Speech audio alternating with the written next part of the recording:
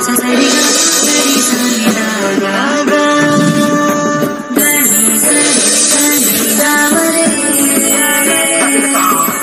ವೀಕ್ಷಕರೇ, ನಕ್ಷತ್ರ ನಾಡಿ ವಿಶೇಷ ಕಾರ್ಯಕ್ರಮಕ್ಕೆ ಸ್ವಾಗತ.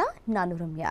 ವೀಕ್ಷಕರೇ, ಸಾಮಾನ್ಯವಾಗಿ ಚಿನ್ನವನ್ನ ಧರಿಸೋದು ಕೆಲವರು ಇರೋರು ಧರಿಸ್ತಾರೆ, ಇಲ್ದಿರೋರು ಧರಿಸ್ತಾರೆ. ಮತ್ತೆ ರತ್ನ ಖಚಿತ ಆಭರಣಗಳನ್ನ ಕೆಲವರು ಧರಿಸ್ತಾರೆ.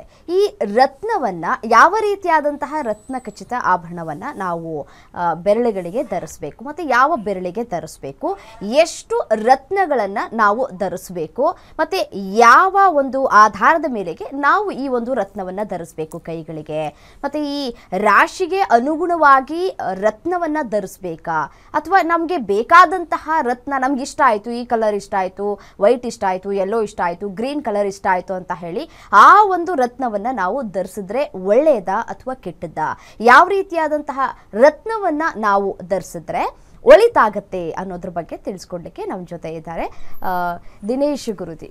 ಬನ್ನಿ ಅವ್ರನ್ನ ಕಾರ್ಯಕ್ರಮಕ್ಕೆ ಸ್ವಾಗತ ಮಾಡ್ತಾ ಹೋಗೋಣ. ನಮಸ್ತೆ ಗುರುಜಿ, ಕಾರ್ಯಕ್ರಮಕ್ಕೆ ಸ್ವಾಗತ. ಓಂ ಶ್ರೀ ಗುರುಭ್ಯೋ ನಮಃ. ಹರಿ ಓಂ. ಜ್ಞಾನಾನಂದಮಯಂ ದೇವಂ ನಿರ್ಮಲ ಸ್ಫಟಿಕಾಕೃತಿ ಮಾದಾರಾಂ ಸರ್ವವಿದ್ಯಾನಾಂ ಹಯಗ್ರೀವಂ ಉಪಾಸ್ಮಹೆ. ಓಂ ನಮೋ ಭಗವತೆ ವಾಸುದೇವಾಯ. ಓಂ ನಮೋ ನಾರಾಯಣಾಯ. ನಮಸ್ಕಾರ ಗುರುಜಿ. ಮೊದಲಿಗೆ ಈ ರತ್ನದ ಬಗ್ಗೆ ತಿಳಿಸ್ಕೊಡ್ತಾ ಹೋಗೋದಾದ್ರೆ, ಈ ರತ್ನ ಖಚಿತ ಆಭರಣಗಳನ್ನ ನಾವು ಯಾಕೆ ಧರಿಸ್ಬೇಕು, ಯಾವ ರೀತಿಯಾದಂತಹ ರತ್ನಗಳನ್ನ ಧರಿಸಿದ್ರೆ ಒಳಿತಾಗತ್ತೆ ಅಂತ ಹೇಳಿ. ಓಕೆ, ಒಂದು ಪ್ರಶ್ನೆ. ರತ್ನಗಳು ಹಾಕ್ಕೊಳ್ತಕ್ಕಂಥದ್ದು ಯಾವ ಕಾರಣಕ್ಕೆ? ಒಂದೆರಡು ಎಕ್ಸಾಂಪಲ್ ಹೇಳಿ ನೋಡೋಣ. ಏನಕ್ಕೆ ಹಾಕೊಳ್ತಾರೆ ರತ್ನ? ಏನಕ್ಕೆ ನಾವು ಉಂಗುರ ಹಾಕೋಬೇಕು ನಾನು? ಏನಕ್ಕೆ ಅಂದ್ರೆ ನಮ್ಮ ಕಷ್ಟಗಳ ಪರಿಹಾರ ಆಗ್ಲಿ ಅಂತ ಹೇಳಿ. ಇನ್ನೇನಿರ್ಬೋದು? ನಾವು ಅನ್ಕೊಂಡಿದ್ ಕೆಲಸಗಳಾಗ್ಲಿ, ಆಮೇಲೆ ನಮ್ಮ ಆರೋಗ್ಯ ಚೆನ್ನಾಗಿರ್ಲಿ ಅಂತ ಹಾಕೊಳ್ತೀವಿ. ಕೆಲವರು ಫ್ಯಾಷನ್ಗೂ ಹಾಕೊಳ್ತಾರೆ. ಫ್ಯಾಷನ್ಗೆ ಹಾಕೊಳ್ಳೋದು ಕಮ್ಮಿ, ಆದ್ರೆಲ್ಲ ನನಗೆ ಮದುವೆ ಆಗಲಿ, ಬೇಗ ಪ್ರಮೋಷನ್ ಸಿಗಲಿ, ಬಿಸ್ನೆಸ್ ಅಲ್ಲಿ ಗ್ರೋತ್ ಆಗಲಿ, 3 ಲೆವೆಲ್ ಆಫ್ ರತ್ನಗಳು ಸಿಗ್ತಾವೆ ನಮಗೆ. ಮೊದಲನೇದು ತಾಮಸಿಕ ಲೆವೆಲಲ್ಲಿ ಉಂಗುರಗಳು ಲಗ್ನದಿಂದ 2ನೇ ಮನೆ, 6ನೇ ಮನೆ, 7ನೇ ಮನೆ, 10ನೇ ಮನೆ, 11ನೇ ಮನೆ ಯಾವುದು ಗ್ರಹ ಕೂತಿದೆಯೋ ಅದನ್ನು ಫಸ್ಟ್ ನೋಡಬೇಕು. ಜ್ಯೋತಿಷ್ಯ ಶಾಸ್ತ್ರದಲ್ಲಿ ಯಾವ ಗ್ರಹ 2ನೇ ಮನೆ, 6ನೇ ಮನೆ, 7ನೇ ಮನೆ, 10ನೇ ಮನೆ, 11ನೇ ಮನೆ ಕೂತಿದೆಯೋ ಈ ಮನೆಗಳು 5 ಮನೆಗಳು ಉಂಗುರಗಳನ್ನು ತಾಮಸಿಕ ವಿಚಾರಕ್ಕೆ ಹಾಕೋಬೇಕು. ತಾಮಸಿಕ ಅಂದರೆ ಏನು? ನನಗೆ ಮನೆ ಬೇಕು, ನನಗೆ ಪ್ರಮೋಷನ್ ಆಗಬೇಕು, 3-4 ಜನ ಇದ್ದಾರೆ, ಅವ್ರನ್ನ ಬಿಟ್ಟು ಮಾಡಬೇಕು, ಅದು ತಾಮಸಿಕನೇ. ಅದು ಸಾತ್ವಿಕ ಅಲ್ಲ. ಅಯ್ಯೋ ಹೋಗ್ಲಿ ಬಿಡಪ್ಪ, ಅವ್ರ ಪಾಪ ಕಷ್ಟಪಟ್ಟಿದ್ದಾರೆ, ನಾನು 10 ವರ್ಷ ಕಷ್ಟಪಟ್ಟಿದ್ದೀನಿ, ಅವ್ರು 5 ವರ್ಷ ಹೋಗ್ಲಿ, ಅವ್ರ ಪ್ರಮೋಷನ್ ಆಗಲಿ, ಸರ್ ಬಾಸ್ ಅವ್ರು ಕೊಡಿ, ಬಾಸ್ ಅವ್ರಿಗೆ ಪ್ರಮೋಷನ್. ಆ ರೀತಿ ಎಲ್ಲ ಯಾವುದೂ ಇಲ್ಲ, ಅದೆಲ್ಲ ಆ ಥರ ಇಲ್ಲ. ತಾಮಸಿಕವಾಗಿರ್ತಕ್ಕಂಥದ್ದು ಅಂತಂದರೆ ಆ ಒಬ್ಬ ಮನುಷ್ಯನಿಗೆ ನಾನು ಅಂತ ಹೇಳ್ತಾ ಇರ್ತಾರಲ್ಲ, ನಾನು ಹೇಳ್ದಂಗೆ ಯಾರು ಹೇಳಲ್ಲ, ನಾನು ಅನ್ನೋದು ತಾಮಸ. ಸೊ ಅರಳುಗಳನ್ನ ಹಾಕಬೇಕು ಅಂತಂದರೆ ಈ ಮನೆಗಳಿಗೆ ಹಾಕಿದ್ರೆ ಮಾತ್ರ ತಾಮಸಿಕವಾಗಿರ್ತಕ್ಕಂಥ ಕಾರ್ಯಗಳು ಆಗುತ್ತೆ. ಇನ್ನು 2ನೇ ತಾಮಸಿಕ ಅಂತ ಬರುತ್ತೆ. 2ನೇ ಲೆವೆಲ್ ತಾಮಸಿಕ. 2ನೇ ಲೆವೆಲ್ ತಾಮಸಿಕದಲ್ಲಿ 3ನೇ ಮನೆ, 4ನೇ ಮನೆ ಬರುತ್ತೆ. 3 ಅಂದರೆ ಧೈರ್ಯ ಕೊಡ್ತಕ್ಕಂಥದ್ದು, 3 ಅಂದರೆ ವ್ಯವಹಾರವನ್ನು ಹೆಚ್ಚು ಮಾಡ್ತಕ್ಕಂಥದ್ದು, ಕೆಲಸ ಕಾರ್ಯ ಮಾಡ್ತಕ್ಕಂಥದ್ದು, ಎಫರ್ಟ್ ಹಾಕೋದ್ರಲ್ಲಿ ಸಕ್ಸಸ್ ಸಿಗ್ತಕ್ಕಂಥದ್ದು 3ನೇ ಮನೆ. ಮತ್ತು 4ನೇ ಮನೆ. 4ನೇ ಮನೆ ನಮ್ಮ ವಸ್ತುಸ್ಥಿತಿಗಳು, ಅಂದರೆ ಈ ಲ್ಯಾಂಡು, ಭೂಮಿ, ಮತ್ತು T V, fridge, washing machine, ಮತ್ತು ಎಲ್ಲ ಪದಾರ್ಥಗಳು ಮನೇಲಿರ್ತಕ್ಕಂಥ ಅದನ್ನೆಲ್ಲ ವ್ಯಾಪಾರ ವಹಿವಾಟು ಮಾಡ್ತಾರಲ್ಲ, ಅದು 4ನೇ ಮನೆ. ಸೊ 4ನೇ ಮನೆಗೆ ಹಾಕ್ತಾರೆ. ಇದು ತಾಮಸಿಕನೇ. ಆದರೆ ಇವತ್ತು ಮಾರ್ಕೆಟಲ್ಲಿ ಏನಾಗ್ಬಿಟ್ಟಿದೆ, ನೀವು ಹೋಗಿ ಜಾತಕ ಕೇಳಿದಾಗ ನನಗೆ ಕೆಲಸ ಆಗ್ತಾಯಿಲ್ಲ, ಅದಾಗ್ತಾ ಇಲ್ಲ, ಇದಾಗ್ತಾ ಇಲ್ಲ ಅಂತಂದಾಗ ಜ್ಯೋತಿಷ್ಯರು ತಾಮಸಿಕವಾಗಿರ್ತಕ್ಕಂಥ ಹರಳುಗಳು ಕೊಡೋದು ಬಿಟ್ಬಿಟ್ಟು ಸಾತ್ವಿಕ ಹರಳನ್ನ ಕೊಡ್ತಾರೆ. ಸಾತ್ವಿಕ ಹರಳು, ಈ ಪರಾಶರ ಓದಿರೋರೆಲ್ಲ ಸ್ವಲ್ಪ ಹುಚ್ಚರನ್ಸುತ್ತೆ, ಅವರಿಗೆ ಮನೆಗಳ ವಿಚಾರ ಅರ್ಥ ಆಗಿಲ್ಲ. ಒಬ್ಬ ಪರಾಶರ ಸಿಸ್ಟಮ್ ನಾವು ನೋಡ್ತಾ ಇದ್ದೀವಿ, ನಾವು ಡಿವಿಷನಲ್ ಚಾರ್ಟ್ಸ್ ನೋಡ್ತಾ ಇದ್ದೀವಿ, ಅದು ನೋಡ್ತಾ ಇದ್ದೀವಿ ಅಂತಲ್ಲ, ನಿಮಗೆ ಅಸ್ಟ್ರಾಲಜಿ ಸಂಪೂರ್ಣವಾಗಿ ಅರ್ಥ ಆಗಿಲ್ಲ. 3 ಲೆವೆಲ್ ಇರ್ತಕ್ಕಂಥದ್ದು. ಸಾತ್ವಿಕ ಲೆವೆಲ್ ಬಂದಾಗ 1ನೇ ಮನೆ, 5ನೇ ಮನೆ, 9ನೇ ಮನೆ ಉಂಗುರನೇ ಹಾಕಿಸಿರೋರು ಜಾಸ್ತಿ ಮಾರ್ಕೆಟಲ್ಲಿ. ತುಂಬ ಜನ ಹಾಳಾಗಿರೋರೆ ಉಂಗುರ ಹಾಕ್ಕೊಂಡು, ಉಂಗುರಗಳು ಹಾಕ್ಕೊಂಡೇ ಹಾಳಾಗಿದ್ದಾರೆ. ಯಾಕೆಂದರೆ ಇದು ಯಾಕೋ ಹಾಕೊಂಡ್ಮೇಲೆ ಯಾಕೋ ಸೆಟ್ ಆಗಿಲ್ಲ ಅಂತ ತೆಗೆದು ಬಿಸಾಕಿರೋರೇ ಜಾಸ್ತಿ. ಯಾಕೆ? ನಿಮ್ಮ ಬಯಕೆ ತಾಮಸ, ಅಲ್ಲಿ ಕೆಲಸಗಾರ ಕಾರ್ಯ ಸಾತ್ವಿಕ. ಸಾತ್ವಿಕ ಅಂತಂದ್ರೆ ಏನು? ಈಗ ಫಾರ್ ಎಕ್ಸಾಂಪಲ್ ಯಾರೋ ನಿಮ್ಮ ಪೋಸ್ಟ್ಗೆ ಕೆಲಸ ಹಾಕ್ತಾರೆ, ನೀವು ಹಾಕ್ತೀರಾ, ನೀವು ಇಂಟರ್ವ್ಯೂ ಮಾಡ್ತೀರಾ. ಇಂಟರ್ವ್ಯೂವಲ್ಲಿ ನೀವು ಚೆನ್ನಾಗಿ ಮಾಡಬೇಕಾ ಅಥವಾ ನಾನು ಸುಮ್ಮನೆ ಹೋಗ್ತೀನಿ, ಕೊಟ್ಟರೆ ಕೊಡಲಿ, ಇಲ್ಲಾಂದರೆ ಇನ್ನೊಬ್ರು ಪಾಪ ಅವ್ರು ಸಿಗಲಿ ಅಂತ ಹೋಗ್ತೀವ? ನನಗೆ ಬೇಕು ಅಂತ ಹೋಗೋದು. ಇಲ್ಲಿ 1ನೇ ಮನೆ, 5ನೇ ಮನೆ, 9ನೇ ಮನೆಗೆ ಯಾರ್ಯಾರು ಉಂಗುರಗಳು ಹಾಕಿದ್ದೀರೋ ಬರ್ಬಾದಂತೂ ಗ್ಯಾರಂಟಿ. ಗ್ಯಾರಂಟಿ ಬರ್ಬಾದ್. 1ನೇ ಮನೆ, 5ನೇ ಮನೆ, 9ನೇ ಮನೆ ಚೆಕ್ ಮಾಡ್ಕೊಳ್ಳಿ. ತುಂಬ ಜನ ದೇವಸ್ಥಾನದಲ್ಲಿರ್ತಕ್ಕಂಥ ಅರ್ಚಕರು, ಈ ಮೆಟ್ಲ್ ಕೆಳಗಡೆ ಇರ್ತಕ್ಕಂಥ ಕೆಲವರು ಅಸ್ಟ್ರಾಲಜರ್ಸು, ಲಾಡ್ಜ್ ರೂಮಲ್ಲಿರ್ತಕ್ಕಂಥ ಅಸ್ಟ್ರಾಲಜರ್ಸು, ಅವರು ನಮ್ಮ ಸೇರಿಗೆ ಸೇರಿಬಿಟ್ಟಿದ್ದಾರೆ. ನಾವೆಲ್ಲ ಭಾಳ ಪ್ರೊಫೆಷ್ನಲ್ಲಾಗಿ ಮಾಡಿದ್ರೆ ಅಸ್ಟ್ರಾಲಜರ ಅಂದರೆ ಇನ್ನು ಮೇಲಿನ ಕೆಳಗಡೆ ನೋಡ್ತಾರೆ. ನಾವೆಷ್ಟು ಪ್ರೊಫೆಷ್ನಲಾಗಿ ಮಾಡಿದ್ದೀವಿ ಅಂದರೆ ಒಂದು ಸ್ಕೂಲು ಕೂಡ ಇಷ್ಟು ಚೆನ್ನಾಗಿ ಮಾಡಲ್ಲ. ಇವತ್ತೇನು ತೋರಿಸ್ತಾ ಇದ್ದೀವಿ ಯಾವುದೋ ಇದ್ರದಲ್ಲ, ಫಂಕ್ಷನ್ದಲ್ಲ, ಮದುವೆದಲ್ಲ, ಎಲ್ಲ ಪುಸ್ತಕ ಇಟ್ಕೊಂಡಿದ್ದಾರೆ ಕೈಯಲ್ಲಿ. ಪ್ರತಿಯೊಬ್ಬರು ಪುಸ್ತಕ, ಪೆನ್ನು, ಪೇಪರ್ ಇಟ್ಕೊಂಡಿದ್ದಾರೆ. ಒಂದು ಸಂಸ್ಥೆ, ಒಂದು ವಿದ್ಯೆ. ಆಗಿನ ಕಾಲದಲ್ಲಿ, ಹಿಂದಿನ ಕಾಲದಲ್ಲಿ ಹೇಗೆ ನಾವು ಗುರುಕುಲ ಪದ್ಧತಿಯಲ್ಲಿ ಬರವಣಿಗೆ ಅಥವಾ ಇವತ್ತು ಸ್ಕೂಲ್ ಸಿಸ್ಟಮ್ ಏನಿದೆಯೋ ಅದನ್ನು ಮಾಡ್ತಿದ್ವಿ. ಯಾವುದರಲ್ಲಿ? ಜ್ಯೋತಿಷ್ಯದಲ್ಲಿ. ಜ್ಯೋತಿಷ್ಯ ಅಂದರೆ ವಿಜ್ಞಾನ. ವಿಜ್ಞಾನದಲ್ಲಿ ಸ್ವಲ್ಪ ಮಟ್ಟಿಗೆ ನಮ್ಮ ಕರ್ಮ ಸೇರ್ಕೊಂಡಿದೆ. ಕರ್ಮ ವಿಜ್ಞಾನ ಅಂತ ಹೇಳೋಕ್ಕೆ ಇಷ್ಟಪಡ್ತೀನಿ. ಸೊ 1ನೇ ಮನೆ, 5ನೇ ಮನೆ, 9ನೇ ಮನೆ ಒನ್ ಆಫ್ ದಿ ವರ್ಸ್ಟ್. ಆದರೆ 1ನೇ ಮನೆ, 5ನೇ ಮನೆ, 9ನೇ ಮನೆ ಹಂಗಾರೆ ಪಾಸಿಟಿವೇ ಇಲ್ವಾ ಸರ್? ಎಸ್, ಪಾಸಿಟಿವ್ ಇದೆ. ಏನು ಅಂತಂದರೆ ಆರೋಗ್ಯಕ್ಕೆ ಮಾತ್ರ one of the best houses. ಭಾಳ ಹಿಂದಿನ ಕಾಲದಲ್ಲಿ ಜಾತಕ ನೋಡಿದ ತಕ್ಷಣ 1ನೇ ಮನೆ ಉಂಗುರ, 5ನೇ ಮನೆ ಉಂಗುರ, 9ನೇ ಮನೆ ಉಂಗುರ ಇದನ್ನು ಹಾಕ್ಸೋರು. ಯಾಕೆ ಅಂದರೆ ಅವನು ಹೆಚ್ಚಾಗಿ ತಾಮಸ ಕಡೆ ಹೋಗಬಾರ್ದು. ಇವತ್ತು ಅದನ್ನೇ ಫಾಲೋ ಮಾಡ್ತಾ ಇದ್ದಾರೆ ಅರ್ಚಕರುಗಳು, ಯಾರ್ಯಾರು ಜ್ಯೋತಿಷ್ಯ ಹೇಳೋರೆಲ್ಲ ನಾನು ನೋಡಿದ್ದೀನಿ. ಯಾಕಂದ್ರೆ ತೊಗೊಂಬರ್ತಾರೆ, ಆ ಶೀಟ್ ತೊಗೊಂಬರ್ತಾರೆ, ಇದನ್ನು ಹೇಳೋರೆ ಅಂತ. ಅಲ್ಲಿ ಅಡ್ರೆಸ್ಗಳು ಇರ್ತಾವಲ್ಲಿ, ಈ ದೇವಸ್ಥಾನದ ಇದು ಜ್ಯೋತಿಷ್ಯ ಇದು ಹೇಳ್ತೀವಿ, ಸಾಲಾವಳಿ, ಉಂಗುರಗಳು ಹೇಳ್ತಾರೆ, ಎಲ್ಲ ಹೇಳ್ತಾರೆ. ಎಲ್ಲ ನೋಡಿದಾಗ 1ನೇ ಮನೆ, 5ನೇ ಮನೆ, 9ನೇ ಮನೆ. ಈ 1ನೇ ಮನೆ, 5ನೇ ಮನೆ, 9ನೇ ಮನೆ ನೀವು ಬಿಟ್ಟು ಬಂದರೆ ಮಾತ್ರ ಯಾವ ಕಾರಣಕ್ಕೆ ಕೊಡ್ತಾ ಇದ್ದೀವಿ ಅಂತ. ಎಲ್ಲದಕ್ಕೂ ಒಳ್ಳೆಯದಾಗಲಿ, ಕೇಂದ್ರ, ತ್ರಿಕೋಣ, ಪೂರ್ವ ಪುಣ್ಯ, ಭಾಗ್ಯಸ್ಥಾನ, ಇದೆಲ್ಲ ತಪ್ಪೋದು. ಪೂರ್ವ ಪುಣ್ಯ ಅಂತ ಯಾವುದೂ ಇಲ್ಲ 5ನೇ ಮನೆಯಲ್ಲಿ. 5ನೇ ಮನೆಯಲ್ಲಿ ಯಾವುದು ಪೂರ್ವ ಪುಣ್ಯ ಅನ್ನೋ ಒಂದು ವರ್ಡೇ ಇಲ್ಲ.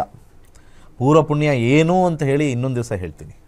ಸೊ ಜಾತಕದಲ್ಲಿ ನೀವು ಹಾಕ್ಕೊಳ್ಬೇಕಾಗಿರ್ತಕ್ಕಂಥದ್ದು ಅರಳು 2ನೇ ಮನೆ, 6ನೇ ಮನೆ, 7ನೇ ಮನೆ, 10ನೇ ಮನೆ, 11ನೇ ಮನೆ.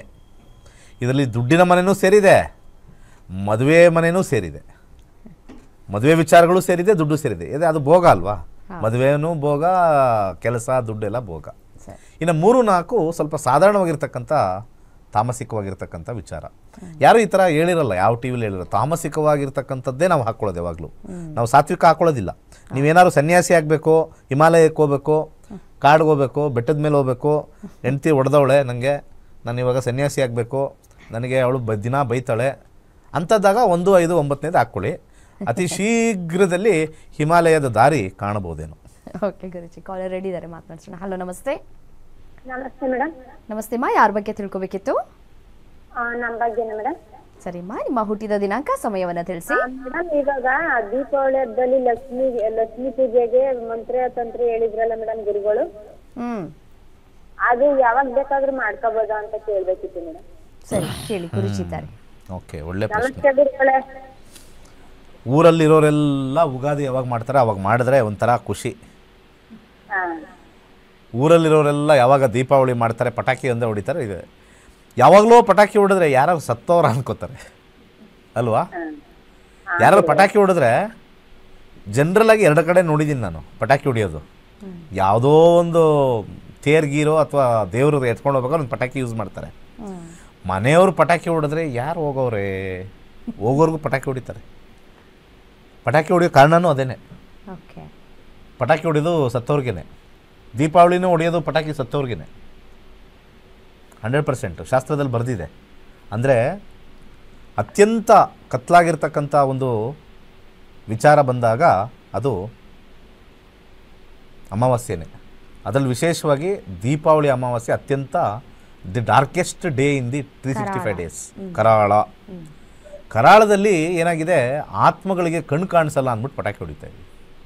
ಯಾಕೆಂದರೆ ಆ ಟೈಮಲ್ಲಿ ಸ್ವಲ್ಪ ಮುಂಚೆ, ಅಂದರೆ ಶಾಸ್ತ್ರದಲ್ಲಿ ಬರೆದಿರೋದು, ಈ ನಮ್ಮ ಪಿತೃಗಳೆಲ್ಲ ಬಂದಿರ್ತಾರೆ, ದೀಪಾವಳಿವರೆಗೂ ಇದ್ದು ಊಟ ಮಾಡ್ಕೊಂಡು ಹೋಗ್ತಾರೆ. ಹೊರಡೋ ಟೈಮ್ ಬಂದ್ಬಿಟ್ಟು ಅಮಾವಾಸ್ಯೆಯ ದೀಪಾವಳಿ ಅಮಾವಾಸ್ಯೆ, ಅವ್ರು ಹೋಗ್ತಕ್ಕಂಥ ಒಂದು ದಾರಿಯಲ್ಲಿ ಬೆಳಕಿರಲಿ ಅಂತ ಹೇಳಿ ನಾವು ಪಟಾಕಿಗಳನ್ನ ಹೊಡೆದು ಅವ್ರನ್ನ ಕಳಿಸ್ಕೊಡ್ತೀವಿ. ಅಂದರೆ ಬೆಳಕಿನಲ್ಲಿ ಕಳಿಸ್ಕೊಡ್ತೀವಿ. ಯಾರಾದರೂ ಮನೆಗೆ ಬಂದವ್ರಿಗೆ ಬಸ್ ಸ್ಟ್ಯಾಂಡ್ಗೆ ಬಿಟ್ಟು ಬರ್ತೀವಿ ಬಾ ಅಂತೇಳಿ ಕತ್ಲೆ ಇದ್ದಾಗ ಒಂದು ಟಾರ್ಚ್ ತಗೊಂಡು ಹೋಗ್ತೀವಲ್ಲ, that is the reason of Deepavali. ಅಂದರೆ ಅವ್ರನ್ನ ನೆನೆಸ್ಕೊಂಡು ಸಂಭ್ರಮ ಮಾಡ್ತಕ್ಕಂಥದ್ದು ದೀಪಾವಳಿ. ಇದನ್ನು ಅರ್ಥ ಮಾಡ್ಕೊಂಡಿಲ್ಲ. ಪಟಾಕಿ ಯಾಕೆ ಹೊಡಿತೀವಿ? ಮಾಲಿನ್ಯ, ಈ ಮಾಲಿನ್ಯ, ಆ ಮಾಲಿನ್ಯ, ಈಗಿರ್ತಕ್ಕಂಥ ವೆಹಿಕಲ್ ಮಾಲಿನ್ಯಗಿನ್ನ ಅದೇನು ಡೈಲಿ ವೆಹಿಕಲ್ ಮಾಲಿನ್ಯ. ಯಾವುದೋ 3 ದಿವಸದಲ್ಲಿ 1-2 ಅವರ್ ಪಟಾಕಿ ಹೊಡಿತೀವಿ. ನಿಮ್ದೇನಮ್ಮ ಪ್ರಶ್ನೆ? ಅಷ್ಟೇನಾ? ಅಷ್ಟೇ ಅಲ್ವ ಅವ್ರದ್ದು? ಇಲ್ಲ ಮೇಡಮ್, ನಮ್ಮ ಮಗನ ಬಗ್ಗೆ ಕೇಳ್ಬೇಕು ಸರ್.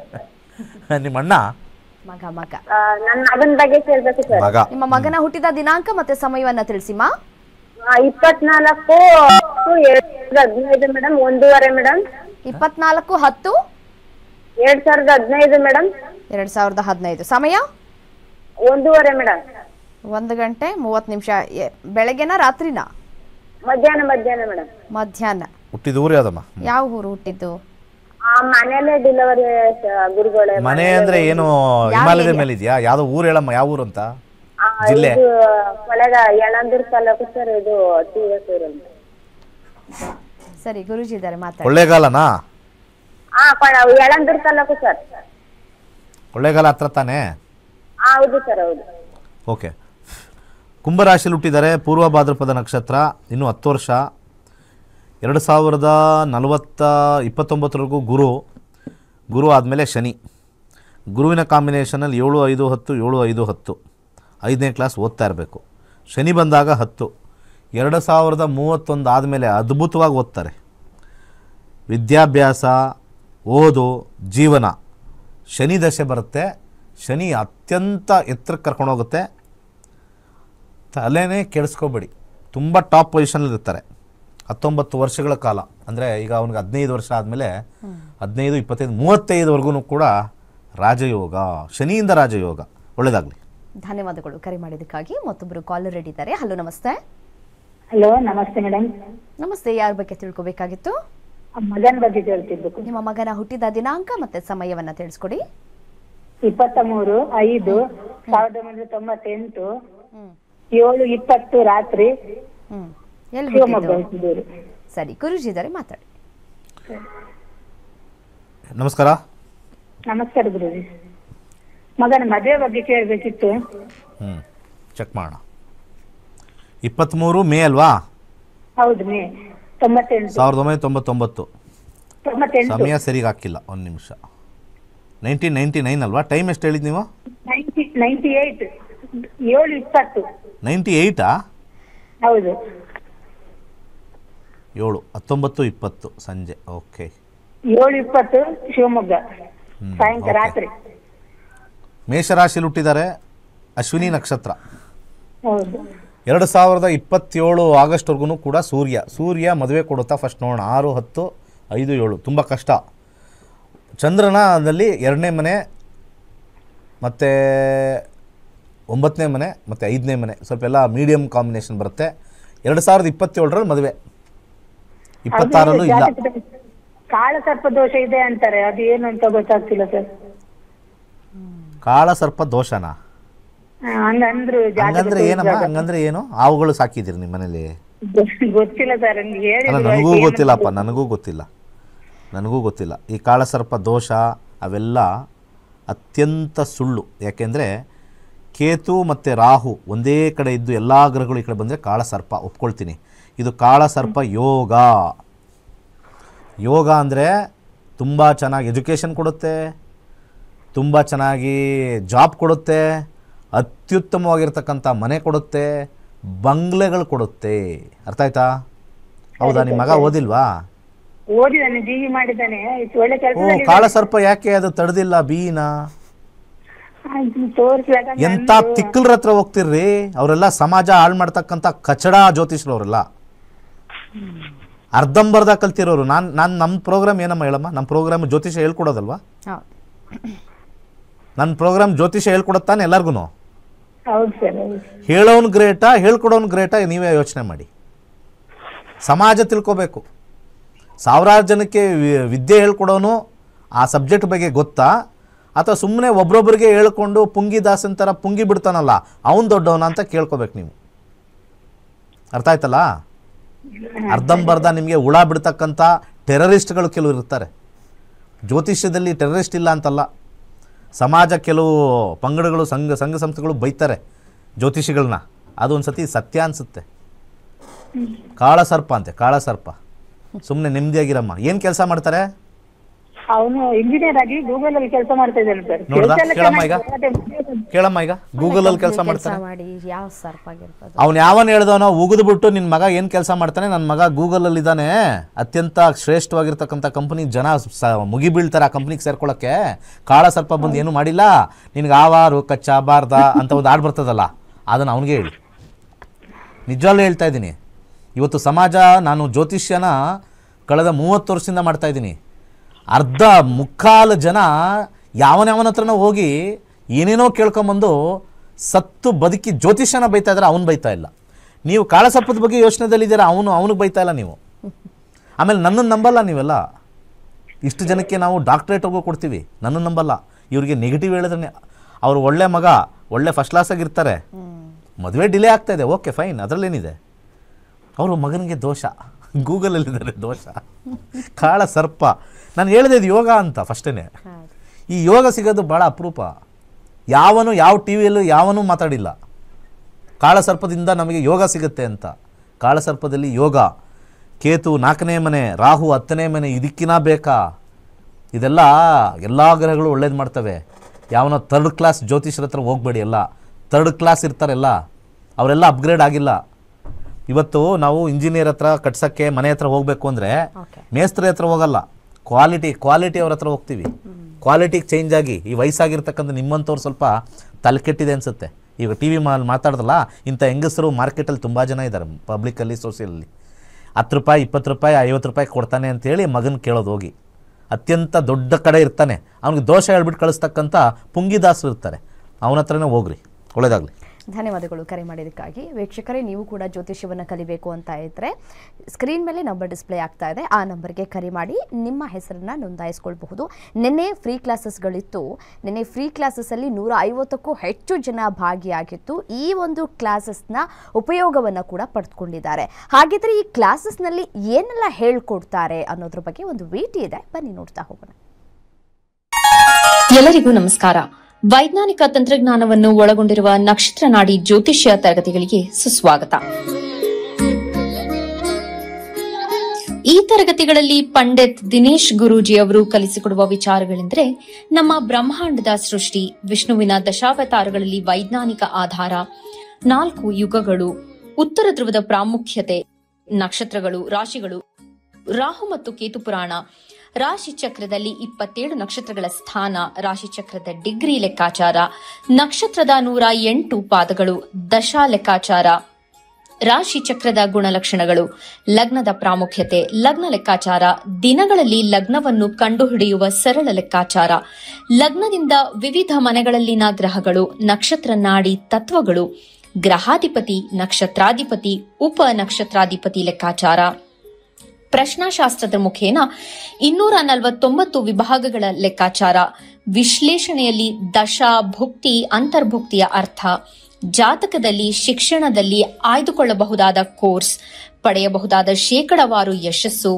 ಉದ್ಯೋಗ ಅಥವಾ ವ್ಯವಹಾರದಲ್ಲಿ ಕ್ಷೇತ್ರದ ಆಯ್ಕೆ, ವ್ಯವಹಾರದಲ್ಲಿ ಯಶಸ್ಸಿನ ಲೆಕ್ಕಾಚಾರ, ಮದುವೆ ವಿಚಾರದಲ್ಲಿ ಸಂಯೋಗಗಳು, ತೊಂದರೆಗಳು, ವಿಚ್ಛೇದನ, ಸಂತಾನದಲ್ಲಿ ತೊಂದರೆಗಳು, ವಿಳಂಬವಾಗುವುದು, ಆಸ್ತಿ ಅಥವಾ ವಾಹನ ಖರೀದಿಯಲ್ಲಿನ ಸಮಯವನ್ನು ತಿಳಿಯುವುದು, ಆರೋಗ್ಯ ವಿಚಾರಗಳಲ್ಲಿ ಶುಭ ಅಶುಭ ಸಮಯದ ಲೆಕ್ಕಾಚಾರ, ಆರೋಗ್ಯ ಸಮಸ್ಯೆಗಳು ಉಂಟಾಗುವ ಸಮಯ ಮುಂತಾದ ವಿಚಾರಗಳ 3 ಹಂತಗಳಲ್ಲಿ ಶುಭ ಅಶುಭ ಸಂಯೋಗಗಳ ವಿಭಜನೆ, ಪವರ್ ಪೊಸಿಷನ್, ಪುಷ್ಪಲ್ ಸಿದ್ಧಾಂತ, ಗೋಚಾರದ ವಿಶ್ಲೇಷಣೆ, ಆಯ್ದ ಸೆಲೆಬ್ರಿಟಿಗಳ ಜಾತಕಗಳ ವಿಶ್ಲೇಷಣೆ, ಪರಿಹಾರಗಳು, ರತ್ನಗಳು, ರುದ್ರಾಕ್ಷಿಗಳು, ಮಂತ್ರ, ಕಲರ್ ಥೆರಪಿ, ದಾನದ ಪರಿಕಲ್ಪನೆ, ಇನ್ನು ಅನೇಕ ವಿಚಾರಗಳ ಬಗ್ಗೆ ಅತ್ಯಂತ ಸರಳವಾಗಿ ಗುರೂಜಿಯವರು ತರಗತಿಯಲ್ಲಿ ಕಲಿಸಿಕೊಡುತ್ತಾರೆ.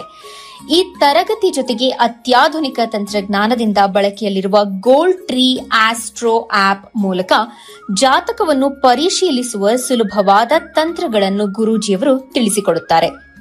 ಜೀವನಕ್ಕೆ ಅತ್ಯಗತ್ಯವಾಗಿರುವ ವಿಚಾರಗಳನ್ನು ತಿಳಿಯಲು ಇಂದೇ ಈ ನಕ್ಷತ್ರ ನಾಡಿ ತರಗತಿಯನ್ನು ಸೇರಿ ನಿಮ್ಮ ಜೀವನದ ವಿಚಾರಗಳಿಗೆ ಮಾರ್ಗದರ್ಶಕವಾಗಿರುವ ಜ್ಯೋತಿಷ್ಯವನ್ನು ಅಳವಡಿಸಿಕೊಳ್ಳಿ.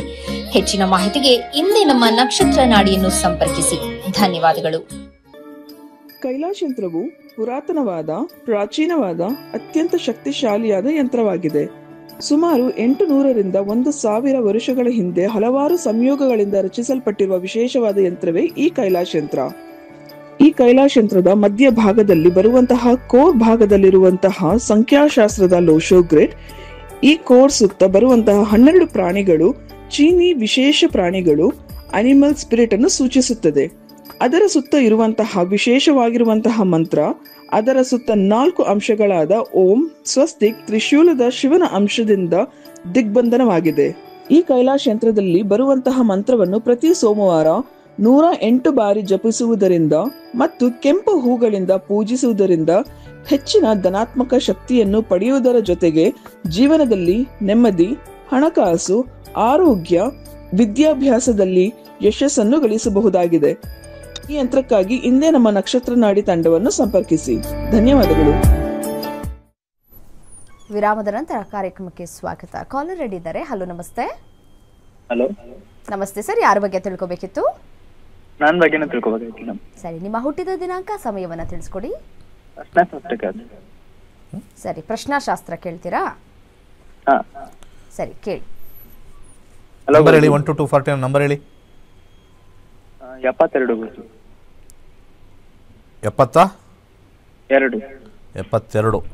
6 8 4. ಯೋಗ ಚೆನ್ನಾಗಿದೆ 6, ಬಟ್ ನಕ್ಷತ್ರ ಲಾರ್ಡ್ 8 ಬಂದಿದೆ, ಸಮಸ್ಯೆ ತೋರಿಸ್ತಾ ಇದೆ. ಹೇಳಿ ಗುರುಜಿ. ಒಬ್ರು ಜಾಬ್ ಮಾಡಿಸಿ ಕೊಡ್ತೀನಿ ಅಂದಿದ್ರು, ಅವ್ರಿಗೆ ದುಡ್ಡು ಕೊಟ್ಬಿಟ್ಟಿದ್ದಾರೆ ನಮ್ಮ ಮನೇಲಿ. ಅವರು ಇವತ್ತು ನಾಳೆ ಅಂತ 1 ತಿಂಗಳಿಂದ ಇದನ್ನೇ ಹೇಳ್ತಿದ್ದಾರೆ. ಆ ವ್ಯಕ್ತಿ 7ನೇ ಮನೆ ಬಗ್ಗೆ ನೋಡೋಣ. 7ನೇ ಮನೆ ಬಗ್ಗೆ ನೋಡಿದಾಗ ಆ ವ್ಯಕ್ತಿ ಬಗ್ಗೆ ನಾವು ಇಲ್ಲಿ ವಿಚಾರವನ್ನು ನಾವು ಪ್ರಶ್ನಾಶಾಸ್ತ್ರದಲ್ಲಿ ಹಾಕ್ತೀವಿ. ಆ ವಿಚಾರ ರಾಹು, ಗುರು, ಫ್ರೂಟು ಮತ್ತು ಟೇಸ್ಟ್ ಗುರು. ಯಾವಾಗ 12 ಬಂತು, ಅವನು ಕಪಟ, ಸುಳ್ಳುಗಾರ, ಅವನೇ ದುಡ್ಡು ತಿನ್ಕೊಂಬಿಟ್ಟಿದ್ದಾನೆ, ಯಾರಿಗೂ ಕೊಟ್ಟಿಲ್ಲ. ಅರ್ಥ ಆಯ್ತಾ? ನಿಮ್ಮ ಥರ ಅಲ್ಲ, ಎಷ್ಟೋ ಜನಕ್ಕೆ ಮಾಡಿದ್ದಾನೆ ಅಂತ ರಾಹು ಹೇಳುತ್ತೆ. ಟ್ರೀಯಲ್ಲಿ ನಮ್ಗೆ ಗೊತ್ತಾಗ್ಬಿಡುತ್ತೆ. ಟ್ರೀ ಅಂದರೆ ಮರ ಹೇಗಿದೆ ಅಂತ. ರಾಹು ಕಪಟ, ನೀವು ಒಬ್ಬರಲ್ಲ, ಎಷ್ಟೋ ಜನಕ್ಕೆ ಮಾಡಿದ್ದಾನೆ. ಇವನಿಂದ ದುಡ್ಡು ಬರೋದು ಇಲ್ಲಿ ಕಸ್ಪು 7 ಏನು ಹೇಳ್ತಾ ಇದೆ ಅಂದರೆ ಡೌಟೇ. ಕ್ಯಾಶ್ ಕೊಟ್ಟಿದ್ದೀರಾ? ಕೊಟ್ಟಿದ್ದಾರೆ ಗುರುಜಿ, ಮನೇಲಿ ಕೊಟ್ಟಿದ್ದಾರೆ. ಯಾಕೆ ಈ ಥರ ಎಲ್ಲ ನಂಬ್ತಾರೆ ಮನೆಯಲ್ಲಿ? ಜ್ಯೋತಿಷ್ಯ ನಂಬಲ್ಲ, ಇಂಥವ್ರು ನಂಬ್ತಾರೆ. ಜ್ಯೋತಿಷ್ಯ 7,000 ರೂಪಾಯಿ ಕೊಟ್ಟು ಕಲ್ತ್ಕೊಂಡು ಕೊಡಬೇಕೋ ಇಲ್ವೋ ಅಂತ ಪ್ರಶ್ನೆ. ಅದಕ್ಕೆ ಹೇಳೋದು ನಮ್ಮ ಹಿಂದೂ ಧರ್ಮ ಶ್ರೇಷ್ಠ, ಹಿಂದೂಗಳು ಶ್ರೇಷ್ಠ ಅಲ್ಲ. ಅರ್ಥ ಮಾಡ್ಕೋಬೇಕೆಲ್ಲರೂ. ಹಿಂದೂ ಧರ್ಮ ಇದೆಯಲ್ಲ ಅತ್ಯಂತ ಶ್ರೇಷ್ಠ, ಆದರೆ ಹಿಂದೂಗಳಲ್ಲ. ಯಾಕೆಂದರೆ ಹಿಂದೂ ಧರ್ಮದಲ್ಲಿರೋರು ನಂಬಿಕೆ ಕಳ್ಕೊಂಡಿದ್ದೀರಾ. ಬರೀ ನಾವು ಆಡಂಬರದಲ್ಲಿದ್ದೀವಿ. ಒಳ್ಳೆ ಹಬ್ಬ ಮಾಡ್ತೀವಿ, ನಾವು ಹಬ್ಬ ಮಾಡಿದ್ವಿ ಅಂದರೆ ಆಡಂಬರದಲ್ಲಿದ್ದೀವಿ. ಅದರಲ್ಲಿರ್ತಕ್ಕಂಥ ಮೌಲ್ಯಗಳು, ವ್ಯಾಲ್ಯೂಗಳು ಕಷ್ಟ. ಗುರುಗೆ ಕಡಲೆಕಾಳನ್ನು ದಾನ ಮಾಡಿ, ಆದರೆ ಕಷ್ಟ ಅಂತ ಆವಾಗಲೇ ಹೇಳಿದೆ, 8 ಇರಬೇಕು, ಸ್ವಲ್ಪ ಅಬ್ಸ್ಟೆಕಲ್ ಅಂತ ಬಂತು. ರಾಹುಗೆ ಮೂಲಂಗಿ ದಾನ ಮಾಡಿ, ಸ್ವಲ್ಪ ನನ್ನ ಪ್ರಕಾರ ಡೌಟೇ. ಹೈಯರ್ ಲೆವೆಲ್ ಆಫ್ ಯಂತ್ರತಂತ್ರ ಮಂತ್ರ ಮಾಡಬೇಕು, ಟ್ರೈ ಮಾಡಬೇಕು, ಅದು ಕಷ್ಟ. ಒಳ್ಳೆಯದಾಗಲಿ. ಧನ್ಯವಾದಗಳು ಕರೆ ಮಾಡಿದ್ದಕ್ಕಾಗಿ. ಗುರುಜಿ, ಇಷ್ಟೊತ್ತು ಈ ರತ್ನ ಖಚಿತದ ಬಗ್ಗೆ, ಅಂದರೆ ಯಾವ ರೀತಿಯಾದಂತಹ ರತ್ನವನ್ನು ನಾವು ಧರಿಸಬೇಕು ಅನ್ನೋದ್ರ ಬಗ್ಗೆ ತಿಳಿಸ್ಕೊಟ್ರಿ. ತಮಗೆ ಧನ್ಯವಾದ. ಸರ್ವೇ ಜನ ಸುಖಿನೋ ಭವಂತು. ವೀಕ್ಷಕರೇ, ನೀವು ಕೂಡ ಜ್ಯೋತಿಷ್ಯವನ್ನು ಕಲಿಬೇಕು ಅಂತ ಇದ್ದರೆ ಸ್ಕ್ರೀನ್ ಮೇಲೆ ನಂಬರ್ ಡಿಸ್ಪ್ಲೇ ಆಗ್ತಾ ಇದೆ. ಆ ನಂಬರ್ಗೆ ಕರೆ ಮಾಡಿ. ಡಿಸೆಂಬರ್ 1ನೇ ತಾರೀಕು ಕ್ಲಾಸಸ್ಗಳು ಆರಂಭ ಆಗ್ತಾ ಇದೆ. ರಿಜಿಸ್ಟರ್ ಮಾಡಿಕೊಂಡು ನೀವು ಕ್ಲಾಸಸ್ಗಳನ್ನು ಕಲ್ತ್ಕೊಳ್ಬಹುದು. ಈಗಾಗಲೇ ಈ ಜ್ಯೋತಿಷ್ಯವನ್ನು ಕಲ್ತಿರೋರು ಮಾತನಾಡಿದ್ದಾರೆ. ಏನು ಮಾತನಾಡಿದ್ದಾರೆ ಅಂತ ಕೇಳ್ತಾ ಹೋಗೋಣ. ಇದಾಗಿತ್ತು ಈ ಹೊತ್ತಿನ ವಿಶೇಷ. ನೋಡ್ತಾ ಇರಿ ಗ್ಯಾರಂಟಿ ನ್ಯೂಸ್, ಸುದ್ದಿ ಖಚಿತ, ನ್ಯಾಯ ನಿಶ್ಚಿತ. ನಾನು ದಿನೇಶ್ ಗುರೂಜಿ ಅವರ 108th ಬ್ಯಾಚ್ ಸ್ಟೂಡೆಂಟ್ ಆಗಿದ್ದೀನಿ. ನನಗೆ ಆಸ್ಟ್ರಾಲಜಿ ಬಗ್ಗೆ ತುಂಬ ಇಷ್ಟ ಇತ್ತು. ವಿಜಯ್ ಮಂಜುನಾಥ್ ಅವರಿಂದ ಹಲವಾರು ವಿಷಯಗಳು ತುಂಬ ತಿಳಿಯಿತು. ಲೈಕ್ ಅವರು ಆಸಕ್ತಿ ಮೂಡಿಸಿದ್ರು ಇನ್ನೂ ಜಾಸ್ತಿ ನನಗೆ ಆಸ್ಟ್ರಾಲಜಿ ಬಗ್ಗೆ. ಸೊ ಅವರೇ ಹೇಳಿದ್ರು, ದಿನೇಶ್ ಗುರುಜಿ ಅವರು ಕ್ಲಾಸಸ್ ಹೀಗೆ ಮಾಡ್ತಿದ್ದಾರೆ, so you learn more in that ಹಿಂಗೆ ಅಂತ ಹೇಳಿದ್ರು. ಸೊ ಅದಕ್ಕೆ ಸೇರಿಕೊಂಡೆ. ಅದು ಸೇರಾದ್ಮೇಲೆ ನನಗೆ ತುಂಬ ತಿಳಿತು, ತುಂಬ ಕ್ಲಾರಿಫಿಕೇಷನ್ಸ್ ಎಲ್ಲ ಬಂತು. ನಂಗೆ ತುಂಬ ಡೌಟ್ಸ್ ಇದ್ದಿದ್ದನ್ನ ಆ್ಯಂಡ್ ಅವ್ರು ತುಂಬ ಚೆನ್ನಾಗಿ ಹೇಳ್ಕೊಡ್ತಾರೆ. ಹೀಗೆ like it's being a vast subject. So ನಾನಿನ್ನ I am learning still. So ಈಗ ಲೈಕ್ ಸ್ವಲ್ಪ ಬೇಸಿಕ್ ಲೆವೆಲ್ಗೆ ನಂಗೆ ಪ್ರಿಡಿಕ್ಷನ್ ಮಾಡೋದಿಲ್ಲ ಲೈಕ್ ಬರುತ್ತೆ. Thanks to Guruji.